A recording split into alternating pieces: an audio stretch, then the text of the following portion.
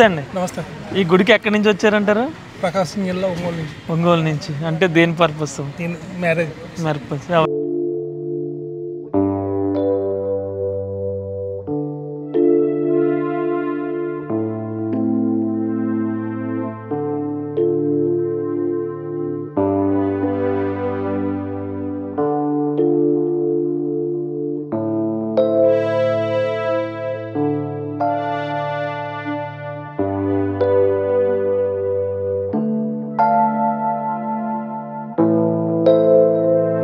ఈ రోజు మనం చూడబోయే గ్రామం మురమళ్ళ. ఈ గ్రామంలో ఉన్న వీరేశ్వర స్వామికి నిత్య కళ్యాణం పచ్చతోరణం.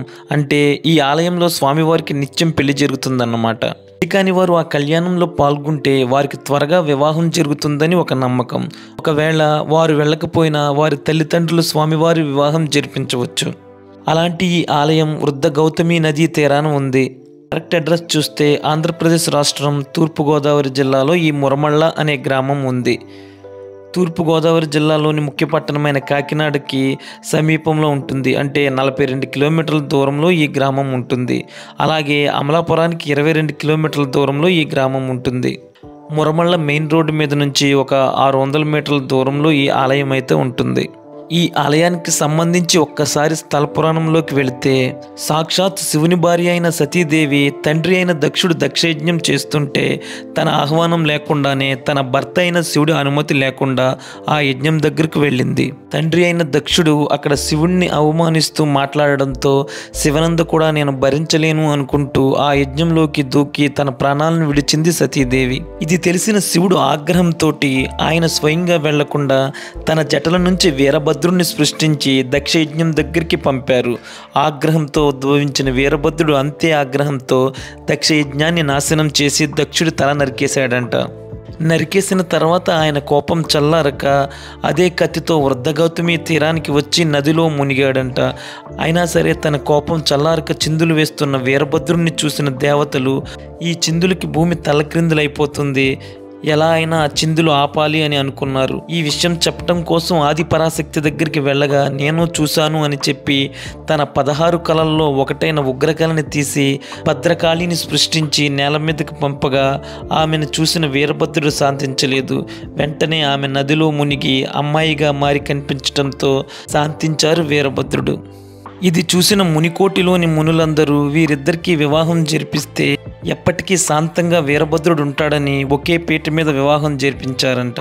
ఇక అలా జరిపించిన వివాహం ఎక్కడ ఆపితే ఏమవుతుందో అని ఇప్పటి వరకు అదే వివాహాన్ని రోజు జరిపిస్తూనే ఉన్నారు ఈ గ్రామంలో. మొదటిలో ఈ గ్రామం మునికోటిగా ఉన్నప్పటికీ కాలక్రమంలో ఈ గ్రామం పేరు మురమళ్ళగా అయితే మారింది. మనం ముందుగా చెప్పుకున్నట్టుగా మునులు వివాహం జరిపించిన తర్వాత అదే స్థలంలో శ్రీ భద్రకాళి సమేత వీరేశ్వర స్వామిగా వీరు ఇక్కడ వెలిశారు. అయితే మొదటి వెలిసిన ఆలయం నదీ పాతకం అయిపోవడంతో తర్వాత కొన్ని సంవత్సరాలకి ఇక్కడ ఉన్న రాజుగారికి కలలో కనిపించి ఇక్కడ నేనున్నానని చెప్పడంతో ఆయన శివలింగాన్ని తీసిన తర్వాత నీవు ఎంత దూరం అయితే తీసుకెళ్ళగలిగితే అక్కడ వరకు తీసుకువెళ్ళు, ఆ తర్వాత నేను ఆగిన చోటే నాకు ఆలయాన్ని నిర్మించు అని చెప్పిన తర్వాత ఇప్పుడు మనం చూడబోయే ఆలయాన్ని నిర్మించినట్లుగా స్థల పురాణం తెలుస్తుంది.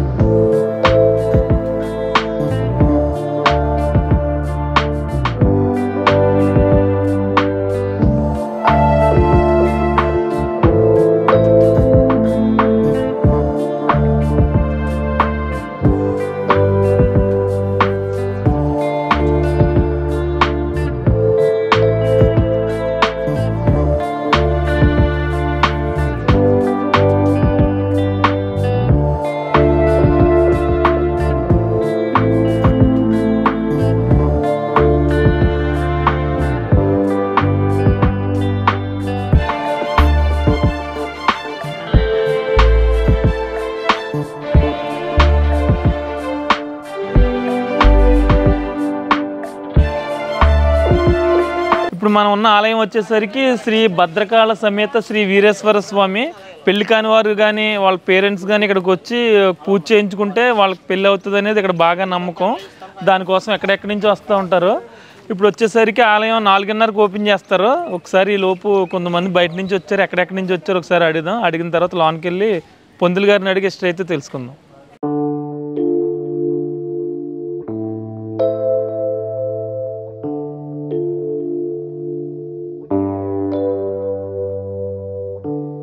అండి నమస్తే. ఈ గుడికి ఎక్కడి నుంచి వచ్చారంటారు? ప్రకాశం జిల్లా ఒంగోలు నుంచి. ఒంగోలు నుంచి. అంటే దేని పర్పస్? నేను మ్యారేజ్ పర్పస్ ఎవరికండి? మా కొడుక్కి మా తమ్ముడు. ఓకే, ఇక్కడ పూజ చేయించుకుని అక్షంతలు తీసుకెళ్ళాలంటారా? మరి ఇప్పుడు తెలియవు. ఓకే ఓకే, సరే సరేనండి. ఓకే, మావిడాడి నుంచి. ఓకే, ఎవరి పెళ్లి గురించి అండి? మా అబ్బాయి పెళ్లి గురించి అండి. అవునా, ఓకే. మీరండి? హైదరాబాద్ నుండి వచ్చాను. హైదరాబాద్ నుంచి. హైదరాబాద్ అంటే అక్కడ ఏమైనా పల్లెటూరు అంటారా? హైదరాబాద్ అండి. ఓకే, మీకు ఎలా తెలిసిందండి గుడి గురించి? బ్రహ్మ శ్రీ కోటేశ్వరరావు గారు. అదే యూట్యూబ్ ఛానల్స్ వల్ల. చాలా సోషల్ మీడియా వాళ్ళు. ఓకే, ఎవరిదండి ఇప్పుడు పెళ్ళి? ఎవరి పెళ్లి మా గురించి? పాప వాళ్ళు. ఓకే, ఇప్పుడు చూసుకుని మళ్ళీ సాయంత్రం వెళ్ళిపోతారు. వెళ్ళిపోతాను. ఎన్నింటికి రమ్మన్నారు పంతులు గారు లోనికి? అసలు 5 గంటల వరకు రమ్మన్నారు. 5 గంటలకు. అప్పుడు పూజ స్టార్ట్ అవుతుంది అనుకుంటా. కళ్యాణం స్టార్ట్ అవుతుంది. శివ కళ్యాణం జరుగుతుంది. Okay sir. ఓకే, నమస్తే అండి. మీరు ఎక్కడి నుంచి వచ్చారు? అనంతపురం నుంచి వచ్చాను. అనంతపురం నుంచి. అనంతపల్లి. అనంతపల్లి ఎక్కడది?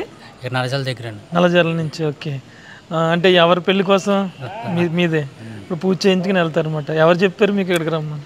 మా వాళ్ళు అనుకుంటే వెళ్ళారంట. ఓకే, అయిపోయిందండి వాళ్ళకి. ఇప్పుడు మీరు వచ్చారన్నమాట. పూజ టికెట్ అది తీసుకున్నారు. ఇప్పుడు 4ంటికి కూర్చోవాలేమో. మీరండి? ఇక్కడ బంటుమిల్లి, కృష్ణా జిల్లా బంటుమిల్లి. ఓకే, ఎవరిదండి పెళ్ళి? మీ పెళ్ళి గురించి వచ్చారన్నమాట. ఓకే, 4ంటికి ఓపెన్ అవుద్ది, అప్పుడు వెళ్ళి చాలా దూరం నుంచి వచ్చారు అందరూ. Okay sir. ఓకే, నమస్తే అండి. మీరు ఎక్కడి నుంచి వచ్చారు సార్? మాది మావిడాడు అండి. మావిడాడు అంటే ఇక్కడే అనుకుంటాను కదా? ఇక్కడే అండి. మీరు మామూలుగా వచ్చారా లేకపోతే మీరు కూడా పెళ్ళి? కళ్యాణానికి వచ్చాను. ఇదివరకు మా బ్రదర్ చేయించామండి. అయిపోయిందండి. మా వాళ్ళు చాలా మంది చేసుకున్నారు. ఓకే, అందుకని చెప్పేసి మా బ్రదర్ తెలిసిన ఆయన ఉంటే ఇక్కడ తీసుకోమని చెప్పేసి కళ్యాణం చేయించడానికి వచ్చాను. అంటే వచ్చేటప్పుడు ఏమన్నా ప్రాసెస్ ఉంటుంది అంటారా? స్నానం ఎలా చేయాలని? స్నానం చేసి ఇందరు వస్తే సరిపోతుందండి. స్నానం చేసేసి మామూలుగా వచ్చేస్తే సరిపోతుంది. సామాన్లు టికెట్ తీసుకోవాలండి. టికెట్ ఎంతండి? 1000 రూపాయలు టికెట్. టికెట్ 1000 రూపాయలు. ఓకే, ఈచ్ పర్సన్కి వచ్చి 1000 రూపాయలు. 1000 రూపాయలు. 4ంటి నుంచి స్టార్ట్ అవుతుంది అంటారా? 5 ప్రారంభం అవుతుందని చెప్పేశారు. ఎన్నింటి వరకు ఉంటుందో ఏమో టైము ఎండింగ్ చెప్పలేదండి. స్టార్టింగ్ అయితే 5ంటికి అలా రమ్మన్నారండి. సోమవారికి మామూలుగా బట్టలు కానీ పూల దండలు ఏదైనా మనం శక్తి కొద్ది ఏమైనా తెచ్చుకోమన్నారు. వాళ్ళు ఏర్పాటు చేసి వాళ్ళు చేస్తూ ఉన్నారు. ఓకే, మీరు ఏమైనా తెచ్చుకుని ఉంటే సోమవారం తెచ్చుకోమని చెప్పినప్పుడు మన సామాన్లు కూడా తీసుకురావడం జరిగింది. ఓకే, 5 గంటలకు ప్రారంభిస్తారు. ఓకే, ఇంకా పూజ చేసుకుని వెళ్ళిన తర్వాత ఎన్ని రోజుల్లో అని ఉంటుంది అంటారు? ఎన్ని రోజులు మామూలుగా అయితే 3 months అండి. ఏదైనా సరే మన కార్యక్రమం తలపెట్టిన తర్వాత అంటే మేము చేస్తూ ఉంటాం కాబట్టి మీరు ఆల్రెడీ ఇదే ఉన్నా కాబట్టి మనకు తెలుస్తుంది అనమాట. నేను 3 months లో కనీసం రిజల్ట్ ఖచ్చితంగా వస్తుందండి. కనీసం 2-3 months ఈజీగా పడుతుందండి. మన ఏ కార్యక్రమం చేసుకున్నా. ఓకే, 3 months ఖచ్చితంగా ఆగాల్సిందే. సరే, థ్యాంక్ యూ.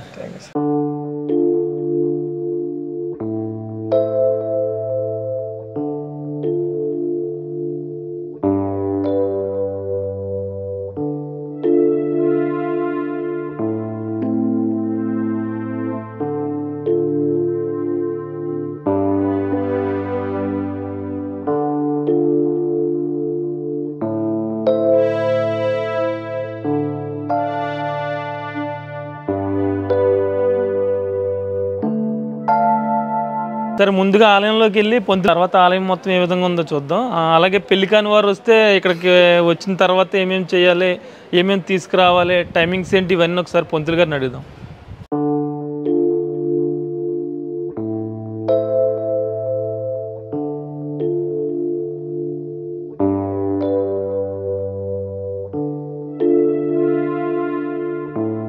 ఇక భద్రకాళి వీరేశ్వర స్వామి వారి గురించి తెలియాలి అంటే మనం ఈ ఆలయ అర్చక స్వామి అయిన సార్ మీ పేరండి? ఉండి దత్తు శర్మ, ఆలయ అర్చక స్వామి. ఓకే, మాది తూర్పుగోదావరి జిల్లా పోలవరం మండలం భద్రకాళి వీరేశ్వర దేవస్థానం ఆలయ అర్చకులం ఉండి దత్తు శర్మ.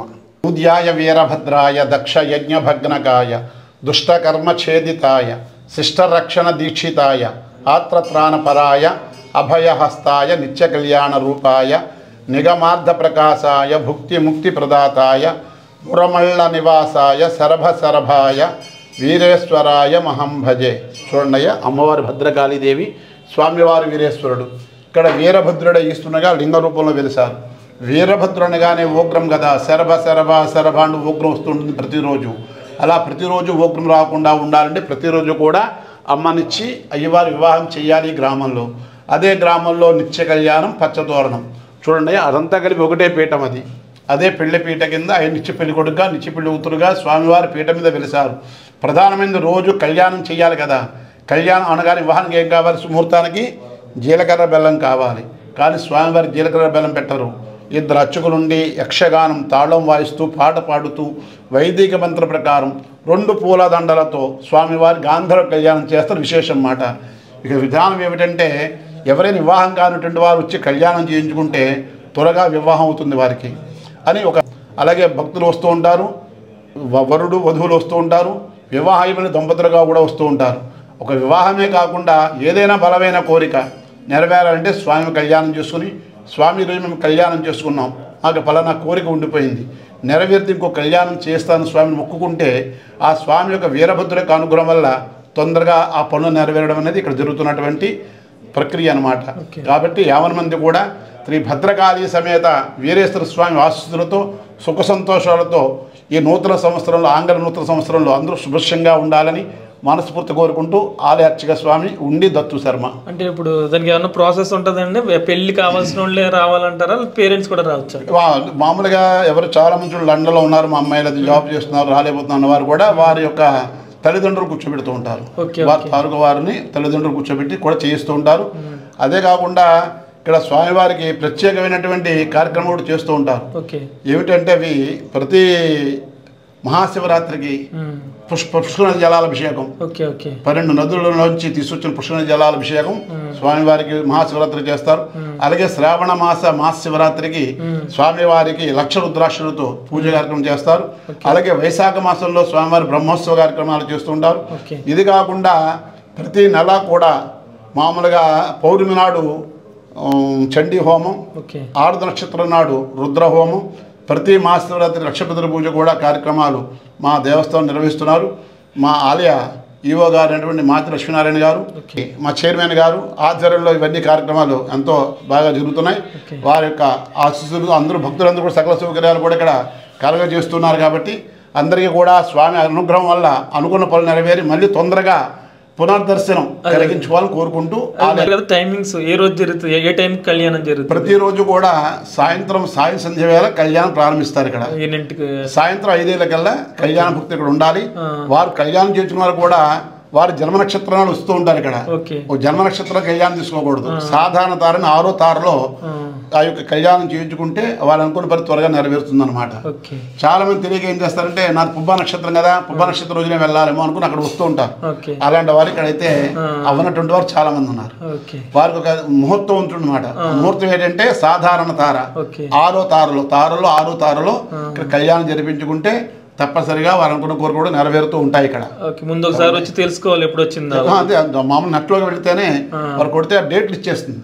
ఆ డేట్ల ప్రకారం మనకు చూసుకుని రావాలి. అంటే రావాలంటే ముందు టికెట్ తీసుకోవాలి. మీది టికెట్ తీసుకుని రావాలి. ఆలయం టికెట్ తీసుకోవాలి, లేదంటే ఆలయం దగ్గరికి వచ్చి తీసుకోవాలి. ఆలయంలో తీసుకోవచ్చు, లేదా ఆలయం దగ్గరికి వచ్చి ఏదైనా 10 వారం రోజులు ముందుగానే వచ్చి తీసుకోవడం మంచిది. టికెట్ ఎంత ఉంటుందండి? 1000 రూపాయలు ఉంటుంది. అప్పటికప్పుడు దానికి ఒక లిమిటెడ్ ఉంది, అది దాటి చేయరు. సాధారణంగా ముందుగానే టికెట్ తీసుకుని రావడం ఉత్తమం. ఏమైనా తెచ్చుకోవాలంటారు వచ్చేవారు 2 గులాబీ దండలు స్వామివారికి అలంకారానికి. అంటే ఇక్కడ స్వామివారికి గాంధర్వ కళ్యాణం కదా, పూలదండల కళ్యాణం చేయడం కాబట్టి 2 పూలదండలు తెచ్చుకోవాలి. ఒలిచిన కొబ్బరికాయ, అత్తం అరటిపళ్ళు, తమలపాకులు ఒక్కలు, స్వామివారి అమ్మవారికి వస్త్రాలు, పంచి కండువా, చీర, జాకెట్ ఇవి తెచ్చుకుంటే చాలు. మిగతా ద్రవ్యాలంటే సూత్రాలు, కంకణాలు, తరంపరాలు ఇవన్నీ కూడా దేవస్థానం ఏర్పాటు చేస్తారన్నమాట. ఏమన్నా తప్పనిసరిగా వారు అనుకున్న పనులు నెరవేరాలంటే తప్పనిసరిగా సాధారణ దారిలోనే కళ్యాణం చేయించుకోవాలి. కళ్యాణానికి ప్లస్ అనుకున్న పనులకి ఏ పనులు ఉన్నా, ఒక కోర్టు వ్యవహారం ఉన్నా, ఒక ఆరోగ్యం బాగుండకపోయినా, ఒక చదువుకోవాలన్నా, ఒక ఇతరత్ర ఏ కోరికలు ఉన్నా సరే ఆ స్వామివారి కళ్యాణం చేసుకుంటూ మొక్కుకోవాలి. ముందు కళ్యాణం చేయించుకోవాలి. కళ్యాణం చేయించుకుని మొక్కుకోవాలి. నాకు ఈ కోరిక ఉంటుంది, మేము స్వామి నెరవేరుస్తూ ఇంకో కళ్యాణం చేస్తాను. నేను కళ్యాణ ప్రియుడు కాబట్టి, నిత్య కళ్యాణ ధరుడు కాబట్టి ఆయనకి ఎప్పుడు కూడా కళ్యాణం జరుగుతూ ఉండాలి. కాబట్టి అలా మొక్కుకుంటే త్వరగా అవుతూ ఉంటుంది అన్నమాట. ఏమండి, శుభం. రమేశ్వర.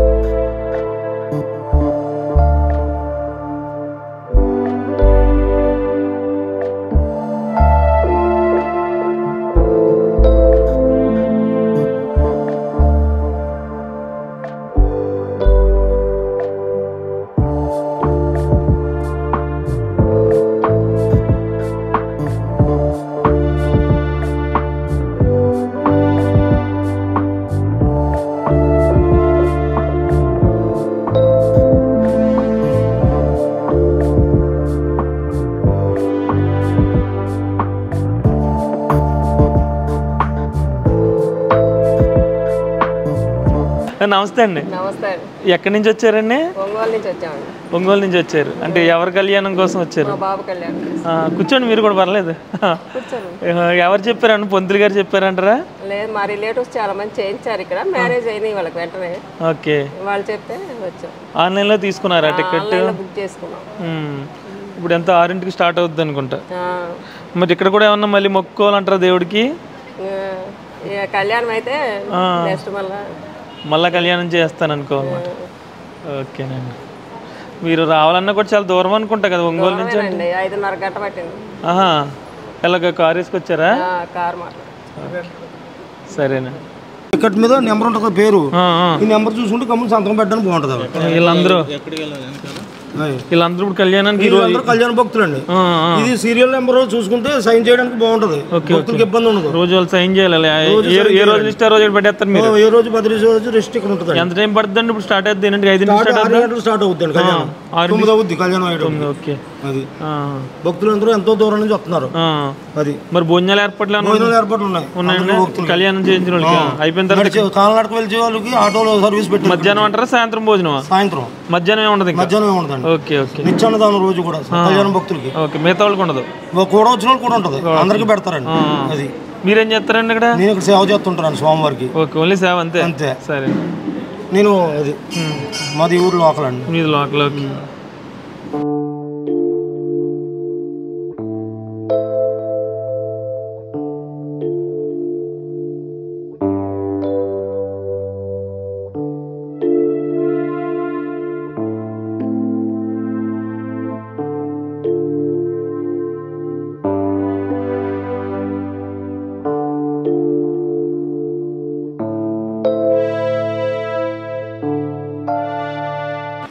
ఇంకా ఈ ఆలయానికి క్షేత్రపాలకుడు వచ్చేసరికి లక్ష్మీ నరసింహస్వామి ఆలయం బ్యాక్ సైడ్ ఉంది.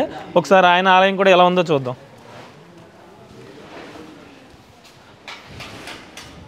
సార్ నమస్తే అండి. అంటే స్వామివారిది వీడియో చేస్తున్నానండి. క్షేత్రపాలకుడు అయినంట కదా, సరే ఈ స్వామి గురించి చెప్తారేమన్నా? ఈ స్వామి క్షేత్రపాలకుడు.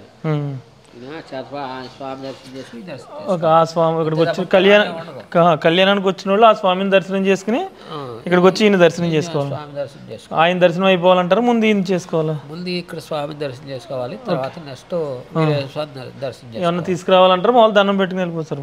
ఇది ఏమన్నా కానుకలు లాంటివి తీసుకురావాలంటారు? అట్టుపళ్ళు, కొబ్బరి ఏదో తెచ్చుకోవచ్చు, భగవంతుడికి సమర్పించుకోవడం. సమర్పించుకుని అక్కడికి వెళ్ళి ఆయన దండం పెట్టుకోవాలి. ఓకే.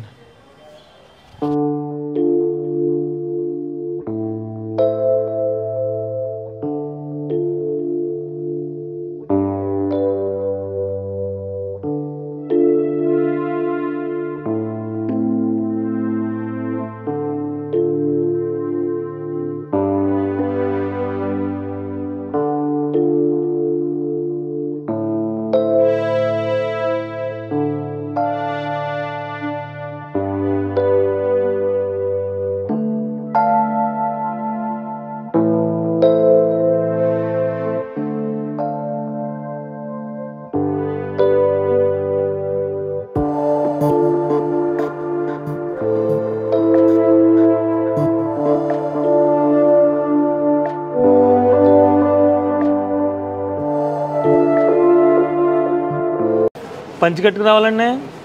డ్రెస్ కోడ్ ఏం లేదు, కావాలంటే కట్టుకోవచ్చు. లేదు నువ్వు ఎలా వచ్చినా పర్లేదు, లేదా మంచి బట్టలతోటి వచ్చి కూర్చొని కళ్యాణం చేయించుకోవచ్చు. Okay okay. భక్తులందరూ కూడా అంటే వాళ్ళు ముందేమన్నా రెడీ ప్రిపేర్ అయ్యి రావాలి, అని తెచ్చుకోవాలి, ఏమేమి తెచ్చుకోవాలి?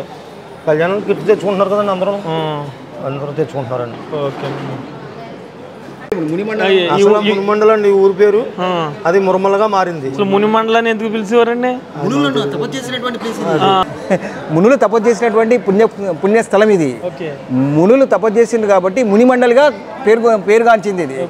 తర్వాత మురిమల్లగా మారింది ఇది. మునిమండల్ కాస్త మురమల్లగా మారింది.